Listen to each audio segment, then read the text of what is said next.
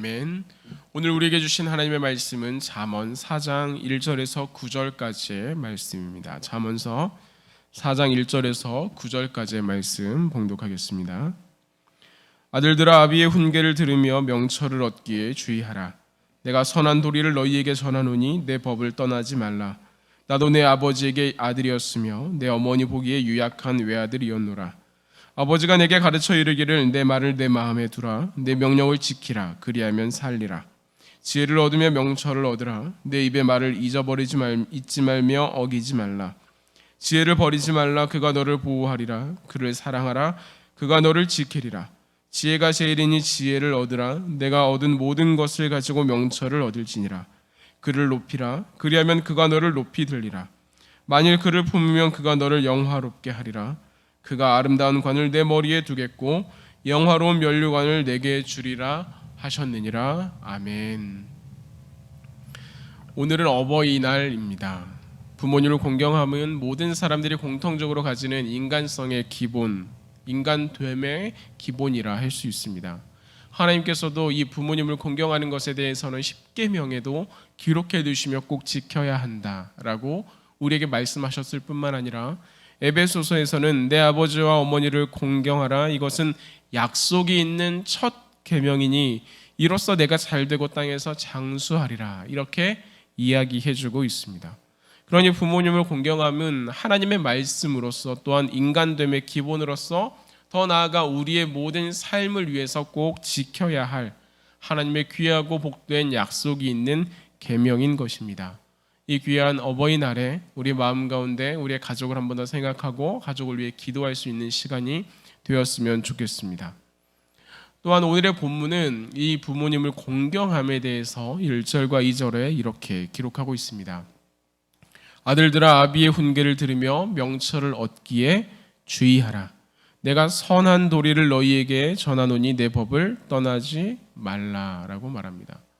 성경이 말하고 있는 이 공경함은 아버지를 통해 전해지고 있는 선한 도리를 잘 듣고 지키는 것, 떠나지 않는 것이라고 말하고 있습니다. 그런데 이 아버지는 어떤 분인지, 이 아버지는 어떠한 분일까? 3절과 4절에 따라 우리가 생각해 보면 또한 성경을 보지 않아도 아버지 역시 그 아버지의 아들이다라고 하는 것을 말해주고 있습니다. 그렇다면 그 아버지의 아버지 되시는 그 할아버지는 어떤 분입니까? 그 아버지의 아들이다라고 말해요. 우리는 다 유약한 아들이었다라고 이야기하고 있습니다.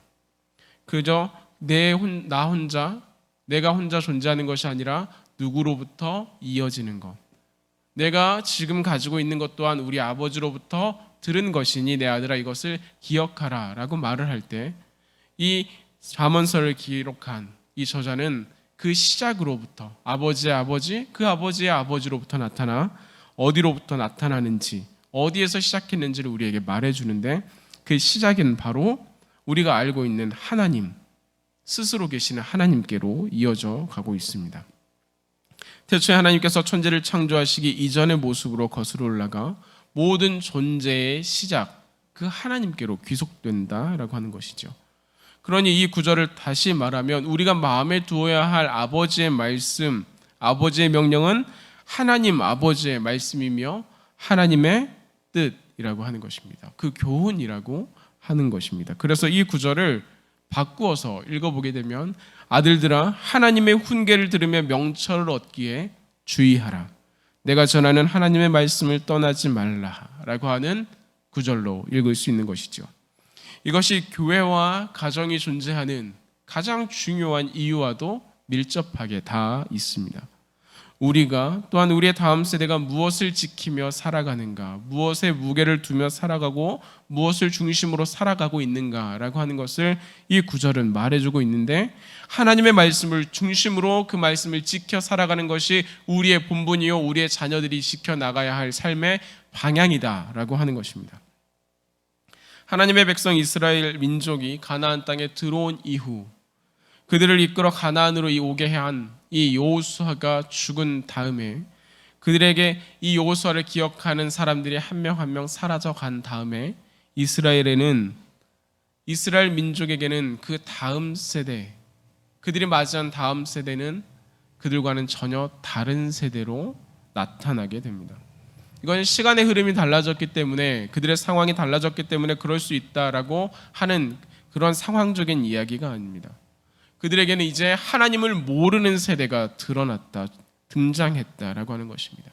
하나님의 말씀이 어디 있는지도 모르는 채 그저 자기의 속에는 옳은 대로 살아가는 사사기의 세대가 등장한 것입니다. 그때마다 하나님께서는 사사를 통해 하나님의 말씀을 전해주셨지만 그것은 일시적일 뿐 여전히 내 입맛에 맞는 것을 찾아 그것이 옳은 것이라고 떼쓰며 우는 어린아이와 같이 자기 마음대로 살아가기에 익숙했습니다. 하나님의 말씀, 그 신앙의 유산이 온전히 전수되지 않고 세상의 가치와 세상의 세계관이, 그 문화가 그 하나님의 자리를 대신했을 때 나타나는 결과입니다. 그런 관점에서 오늘 말씀이 우리에게 주는 의미가 매우 크다고 할 수 있는데요. 4절은 이렇게 말합니다. 내 아버지가 내게 가르쳐 이르기를 내 말을 내 마음에 두라, 내 명령을 지키라, 그리하면 살리라 하신 것처럼, 그래야 살리라, 성경이 말하는 것처럼 내 말을, 내가 너희에게 전하고 있는 이 여호와의 말씀을 너희 마음에 두라, 그래야 살리라 하는 것이 우리에게도 동일하게 적용되기 때문입니다. 이스라엘 민족이 남북으로 나뉜 후에 북이스라엘이 멸망하고 남유다가 이제 멸망하기 직전, 하나님께서는 선지자 예레미야를 통해서 하나님의 말씀을 그들에게 전하게 하셨습니다. 하나님께서 이 이스라엘 민족들에게 하나님의 말씀을 선포하시며 그들의 죄를 지적하고 다시 돌아오라, 회개하라, 하나님께서는 끊임없이 이야기하셨습니다.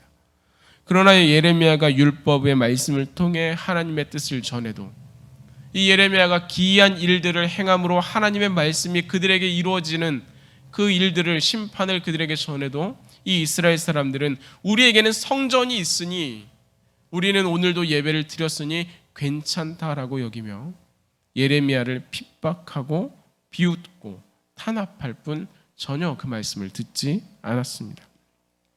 이때 하나님께서 예레미야를 불러 레갑 족속을 만나 그들에게 포도주를 권하라, 이렇게 말씀하셨습니다. 그래서 예레미야는 레갑 족속을 찾아가서 그들에게 하나님의 말씀과 같이 포도주를 권하였는데, 이 레갑 족속은 그 권함을 거절하며 이것이 선조 요나답의 명령이기 때문에 우리는 누구도 마실 수 없습니다라고 이야기합니다. 그래서 살펴본 이 레갑 족속의 삶은 집을 짓지도 않고 또한 포도주를 마시지도 않고 포도원을 또한 땅을 경작하지도 않은 채 여전히 광야에서 하나님과 동행했던 그 모습 그대로 살아가고 있었습니다. 내게 있는 것으로 내가 살아가는 것이 아니라 오늘 나에게 주신 하나님의 은혜로 하나님 앞에 서기를 바라는 것이 이 레갑 족속의 삶의 모습이었는데, 그것이 무려 수백 년 전 조상이 했던 당부, 그것을 현대의 이 레갑 족속이 그때까지 지키며 살아가고 있었다라고 하는 것입니다. 주변에 많은 사람들이, 주변에 많은 것들이 그것과 달라진 상황이었음에도 불구하고 그것을 지켜나가는 그들의 모습을 하나님께서는 예레미야에게 보게 하셨고, 이 레갑 족속을 통하여서 하나님께서 남유다 백성에게 예레미야의 말씀을 통해 선포하시기를 이렇게 말씀하십니다.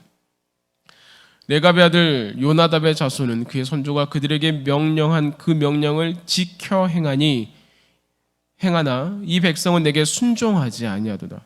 그러므로 만군의 여호와 이스라엘의 하나님께서 이와 같이 말씀하시니라.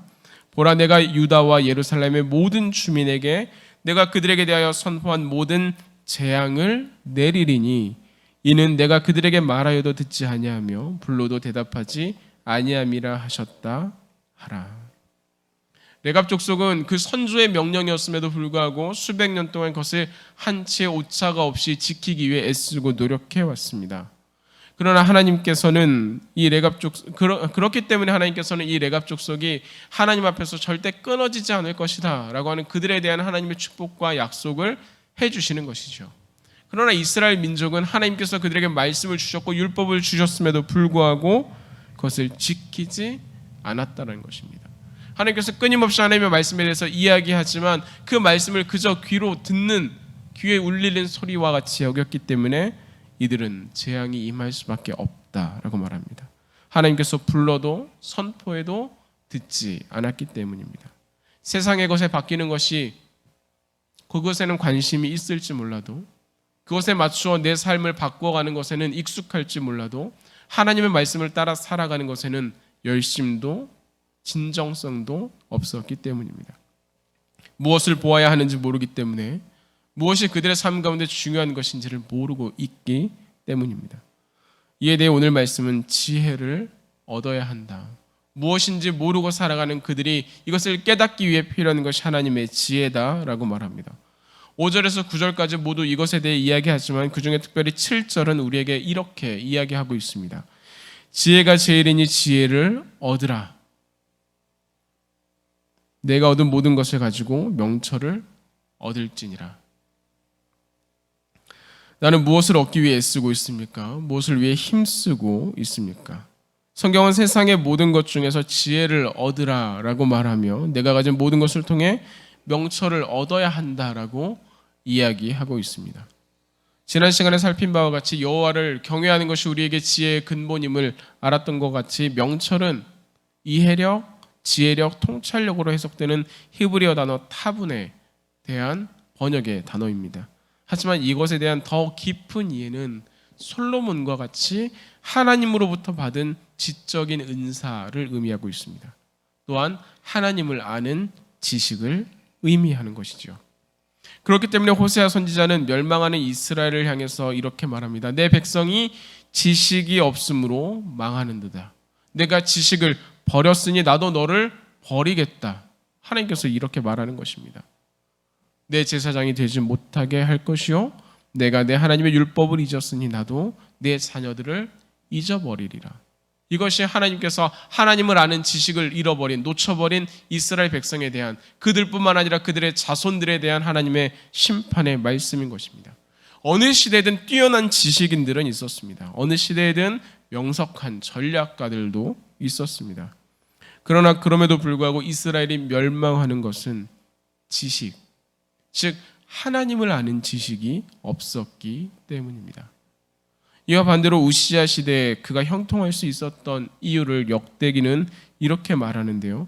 하나님의 묵시를 밝히 하는 스가랴가 사는 날에, 하나님의 묵시를 밝히 하는 스가랴가 사는 날에 하나님을 찾았고 그가 여호와를 찾을 동안에는 하나님이 형통하게 하셨더라. 이것이 하나님의 말씀입니다. 하나님의 묵시를 밝히 하는 스가랴가 하나님을 찾는 동안에, 하나님께 나아가는 동안에, 하나님의 말씀을 듣는 동안에 형통하였다. 그들이 형통할 수 있었던 이유는 그 하나님 앞에 나아감에 있었다라고 하는 것입니다. 또한 대제사장 엘리의 시대에 이스라엘 백성은 하나님의 언약궤를 블레셋에게 빼앗기는 그런 일이 있었습니다.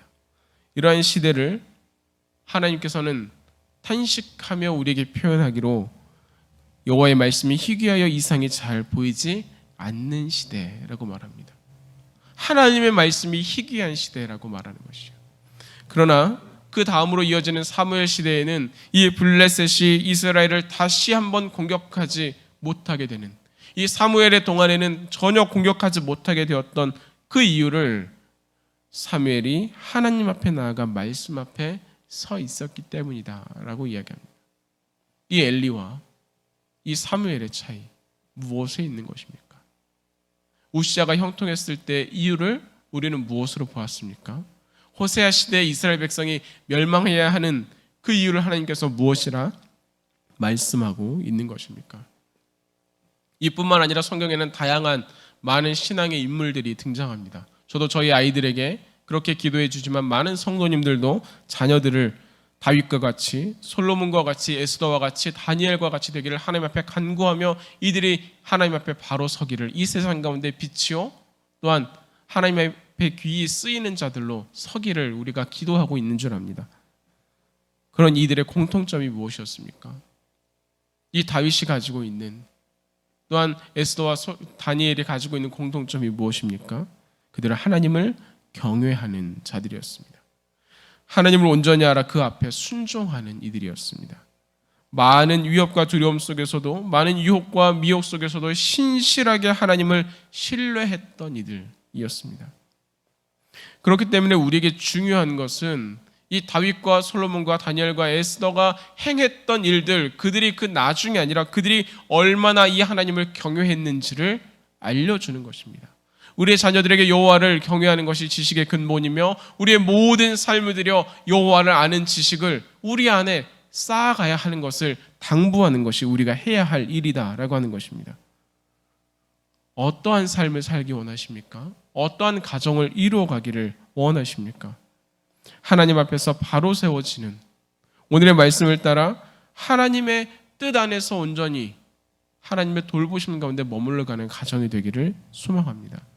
그렇기에 오늘 말씀 마지막 구절과 같이 하나님을 따라 나아가는 이들에게, 하나님을 붙들어 살아가는 이들에게 약속하셨던 그가 아름다운 관을 내 머리에 두겠고 영화로운 면류관을 내게 주실 것이다 라고 했던 이 말씀이 우리에게 이루어지기 위해서 그것보다 먼저 된 여호와를 경외하는 것, 하나님을 아는 것을 우리의 자녀들에게, 우리의 가정 가운데 또한 우리의 마음 가운데 온전히 새겨야 할 것입니다. 이 가정의 달에 우리가 하나님 앞에서 어떠한 모습으로 서 나아가는지를 한번 생각하고 더욱 하나님의 뜻 안에 세워지는 가정들이 되기를 구하는 귀한 시간이 되기를 소망합니다.